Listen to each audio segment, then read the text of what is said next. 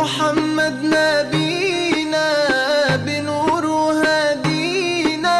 من مكة حبيبي نور سطع المدينة، من صلى صلاته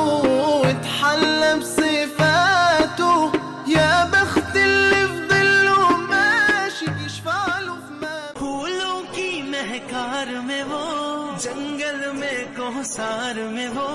सूरज चांद सितारों में, मोमिन के किरदार में वो,